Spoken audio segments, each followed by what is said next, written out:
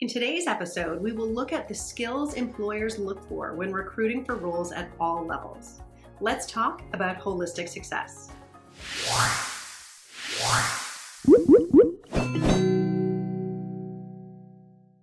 Hi, everyone. I'm Kelly Dore, co-founder and VP of Science and Innovation at Acuity Insights.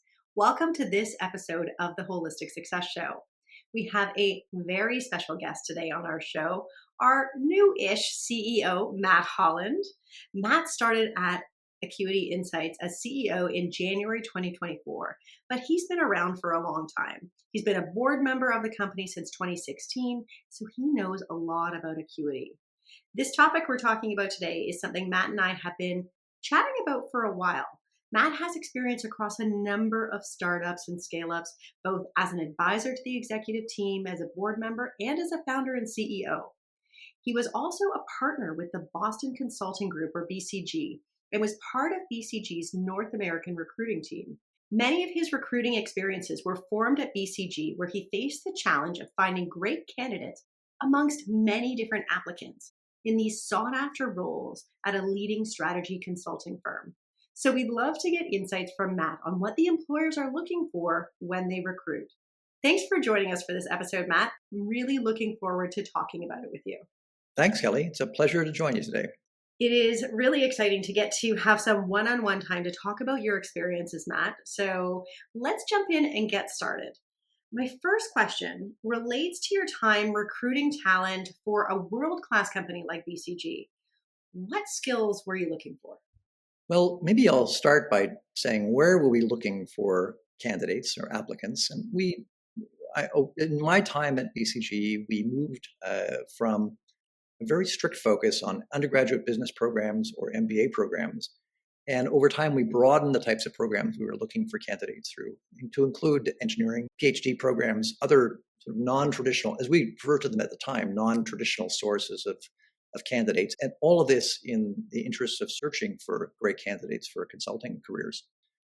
And what we looked for, really, one element was very predictable, which of course was evidence of capability that related to cognitive skills. So strong academic performance, compelling letters of interest from the candidate themselves.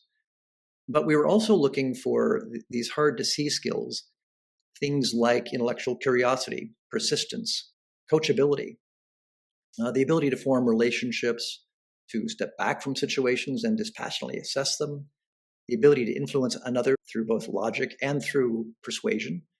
These are soft skills in our mind at the time, very soft skills that were hard to get a clean measure of, but that were essential to being successful.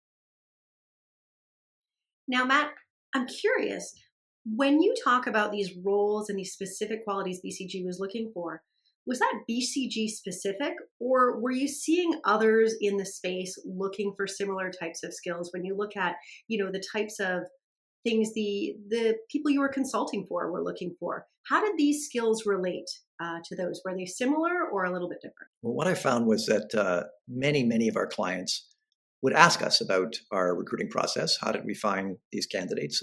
And they were exposed to oftentimes a consulting team that had lots of young, bright, and energetic team members. This was a common question. Where did you find these folks, and how did you recruit for them?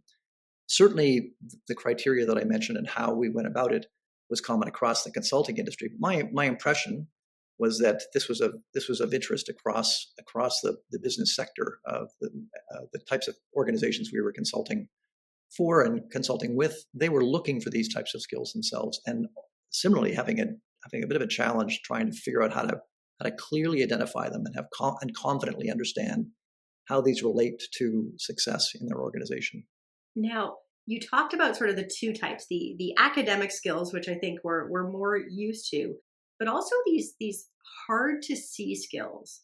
Since they're hard to see, how did you end up teasing them out? How did you end up looking for and finding these potential future consultants with these breadth of skills? Well, my answer is going to be, I'll put a caveat around it in that I know that I've been away from BCG for a few years now, so I know they've become more sophisticated over time.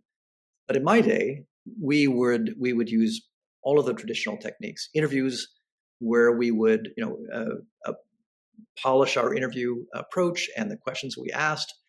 In fact, at BCG, we tracked the results that interviewers delivered, those that they supported hiring, and we would put people through a panel. And over time, we began to know which interviewers were good at spotting talent and which interviewers were not so good at spotting talent. We really, at the time, tagged that to the individual. We weren't able to get past that individual's insight to understand what was it, how were they drawing out those skills. We did other types of things that are pretty common to business grad hiring, business case scenarios where we were trying to pull out the ability to analyze, but also to quickly synthesize data and make an argument for a business problem. We of course assessed personal chemistry. There was always can I spend a week with this individual on site in a remote location and still want to have dinner with them on the fourth night? So chemistry was really important, and it was really, I laugh about it, but it was really about, do we imagine this individual being able to form a relationship with a client down the road that would build trust and where the client would want to interact with this individual? And I mentioned at the outset, I know that BCG and others have done work subsequent to my time as a member of the firm. But many organizations, and we were beginning at the time too, to try to experiment with different types of tests or ways to extract this type of the type of the skills that we were looking for, a way to have them show us, do they have that type of skill, so that we could get a picture of the individual beyond the 45-minute window that we have for the interview itself. I would say at the time, we didn't really have a very good way of doing that. We tried a lot of different things, but we never really quite cracked the code for how can we get a good handle on those soft skills. Now, I'm curious, Matt, in your experience, you were doing this across North America, looking for these students, looking for, or former students or whomever who might be the future of BCG strategy. Did you tend to find patterns in certain schools maybe having an ability to develop these hard to see skills in their graduates, that you would sort of gravitate back to these schools knowing that, if they came from this school, maybe there was something in what that school was doing that nurtured these attributes a little more? Again, speaking for that industry, everyone had a set of favorites that schools that they would, or programs they would go back to on a regular basis. Some of that was determined by the pedigree of the school, but as time went by and the appetite for new consultants coming into the firms dramatically grew, the reach had to expand, and we had to move into new programs. And there were definitely some schools that were doing things differently than others. Some of it was basic. For instance, we were reliant on the case interview approach, and some schools put education around cases and business solving business issues through cases into their second year. But we were interviewing at the end of the first year. So in many instances, we would simply say, well, your students, while they're great from an academic point of view, they're not passing the case test. And many schools, that was a simple switch in the curriculum to move some of the case experience up earlier in the experience of the learner, so that they would be more prepared for the recruiting process. But there were other things too. There were a number of schools that were very much focused around things like teaming and learning to work in groups, building around that type of problem solving collectively, around standing and delivering your solutions in sort of quasi high stress situations in front of class. These things, from our point of view then, these things helped sharpen and strengthen those types of soft skills around confidence and the ability to influence, think quickly on the fly, judge a situation quickly. Those types of things that we were looking for. Some schools were early on that theme and were good at building in techniques in the program to draw that out. Now, moving from sort of the business school or engineering school, as you say, or PhD programs that these folks came from, to thinking about their transition into starting at BCG or other consulting firms, these new graduates, how are they prepared to practice these skills as they started moving into their careers? An early arrival in the firm would almost invariably be focused on demonstrating their analytical skills and sharpening their command of the analytical toolkit. And there is a new toolkit, and that was an important part of what they were expected to do. But everyone was very quickly put onto a team, a project team. And in that project team, one of the first things that their project manager would coach them on is ensuring that they knew how to work within a team, how to read the group dynamic, how to make points that will be accepted by the group and not viewed as combative by the group, how to build relationships with their teammates, in other words, and not only peer relationships, but also how to seek feedback and coaching from the project leader. I would say that, well, in my experience, consulting firms were very good at focusing on development, and both development of the skill set, the analytical skill set, but also development of these softer skills. And the primary mechanism for drawing and pulling that out was through coaching. And feedback and coaching is a bread and butter of consulting organizations. You learn very quickly that it's not a point to avoid feedback. You actually seek it out as a young person coming in. You look to be coached. You want to be receiving feedback, and it's expected as any manager would be expected to provide regular feedback and direct feedback, and they get taught how to provide that feedback in a constructive way, but also in a way there's no beating around the bush. It's clear what the advice being given is about. So I think we were, as an organization, we were ready to receive these sharp, interested, curious, and hardworking young people, and put them through the training program that dealt with both the hard skills, the cognitive skills, and the soft skills. So, what would be your recommendations for how, whether it is business schools or others, and employers should look to sort of nurture or develop these skills in folks who are, really needing to sort of have that broad skill set to be successful, whether that's in consulting or in other fields? Well, I think this may be one of the key topics of the moment right now, with the wave of AI coming and washing over us. So a lot of what made for a successful student previously, the ability to analyze quickly, the ability to remember facts, to know how to find those, discover those facts, a lot of those things will now have a big boost from a new set of technologies around AI, and the requirements around working as a teammate, working to influence other individuals about the value of your ideas, helping others make hard decisions, making hard decisions yourself by being able to focus on both the hard and the soft dimensions of the problem. Those are all things that are essential, and I think they are increasingly, I think, important for business schools and other schools to other programs to develop effectively. I think that we are collectively inventing this as we go to some degree. I know that we're starting from a position of knowledge. What we're talking about isn't brand new. People understand the value of all those soft skills in success in life. I think that what is new is the ability of being able to specifically measure and track those skills, to have a clearer understanding of what are the balance in your portfolio of soft skills, so to speak. Where are you strong? Where could you use some development? And how can you go about improving yourself to fill in any potential gaps or holes in the across the board sort of skill set that comes from soft skills? And I think that business schools can help by making it clear these are important. This is important knowledge. It's important to know yourself in this way. It's important to understand where you need to develop. I know business schools and many programs like this are reliant on working in teams, learning all of these techniques that I've referred to.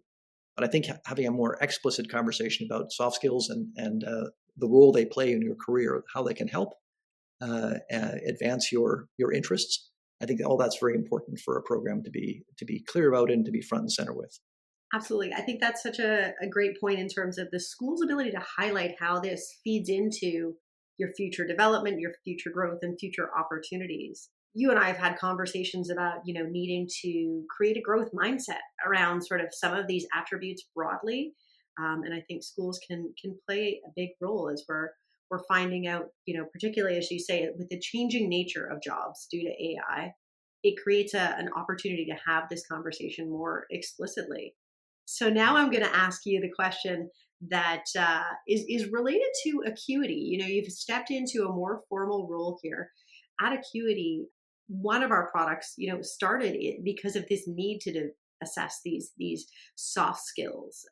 We started in the area of medicine and have since broadened significantly since then. But to sort of say, yes, knowledge is important, but we need to assess these other, as you say, hard to assess skills, whether they're soft skills or non-cognitive skills.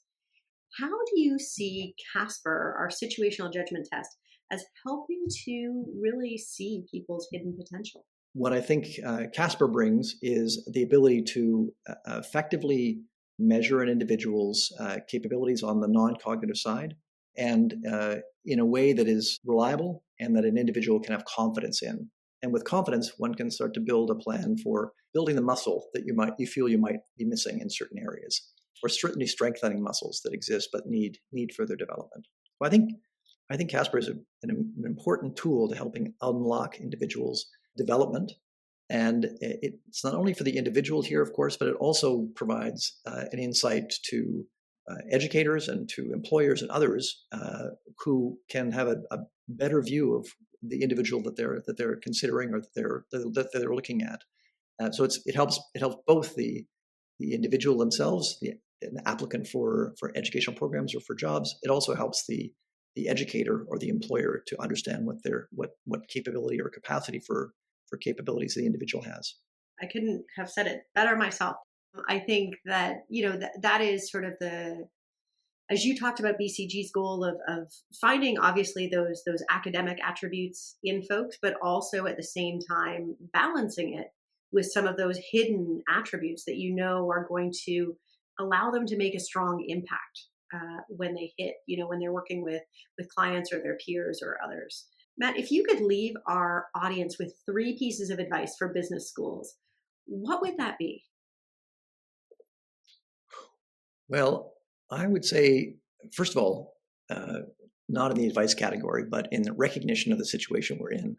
We know that we're participating in a broad conversation. We're not the only participant in this conversation. And I know there's lots of great thinking that's occurred and is occurring in programs as schools attempt to figure out how to bring some of these soft skills more to the fore. So from my perspective, after acknowledging the fact that this is part of a broader conversation, the advice I would give is probably continue what I see as a trend that's been going on for a while. Help the students. Number one, help the students understand their non-cognitive skill set, their ability to think conceptually, their relationship capacity, their tenacity, the soft skills that will help translate into success in their chosen career path.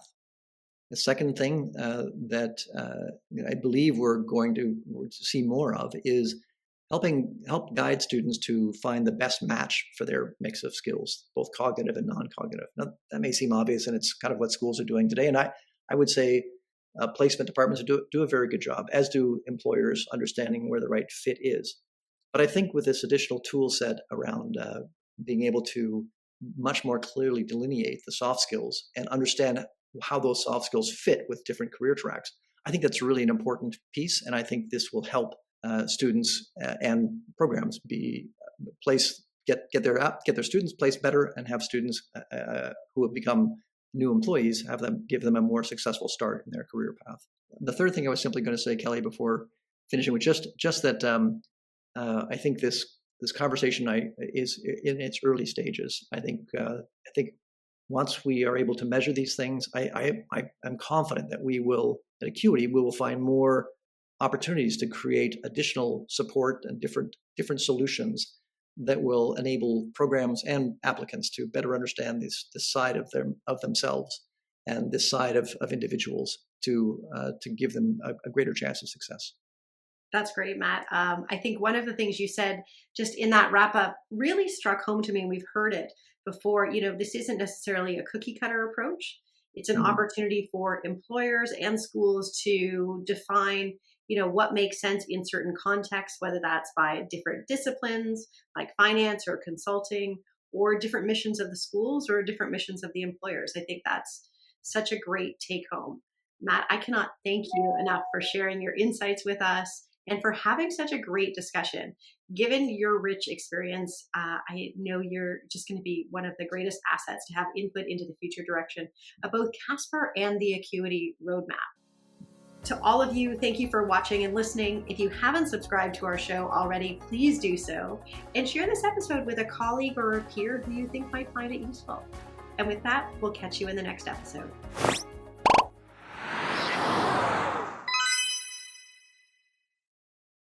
If you enjoyed this episode of our show, please be sure to check out the other episodes. And don't forget to subscribe. We have a new episode releasing every week.